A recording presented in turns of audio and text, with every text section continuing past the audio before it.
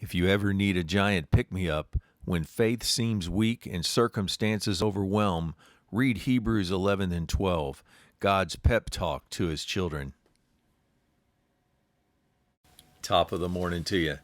As we read Hebrews 11 and 12 with the eyes of love and a firm determination to get to know God better, we get a motivating, godly pep talk that, if received by us, the players in this game of life, it will be a message that will have us running through the walls for our Father.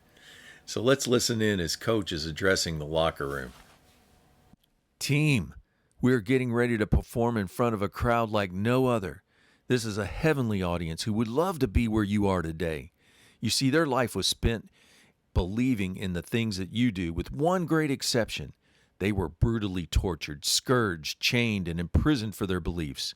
Many suffered the ultimate sacrifice, being stoned to death, sawn apart, and slaughtered by the sword, because they wouldn't relent and kept the faith despite being utterly destitute, oppressed, and cruelly treated, all in an effort to get them to renounce their faith.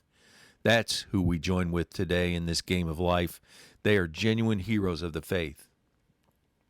Before we begin, I want you to get rid of any heavy burdens you may have brought in that try to weigh you down, especially any sin that tries to cling and entangle you.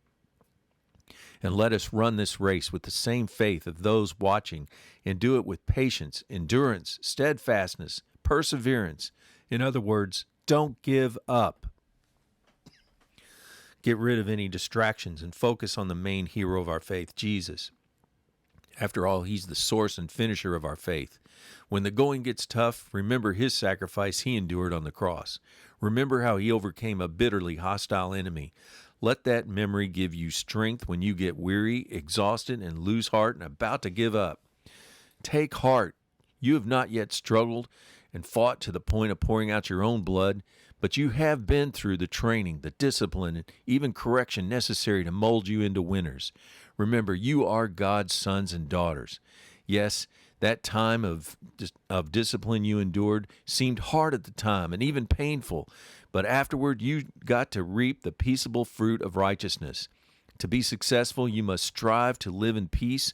You must pursue holiness, for without it, no one will ever see the Lord. Look out for one another, help each other out, and see to it no one's left behind without God's grace. And in the end, you will receive a kingdom that is firm, stable, and cannot be shaken, for our God is indeed a consuming fire.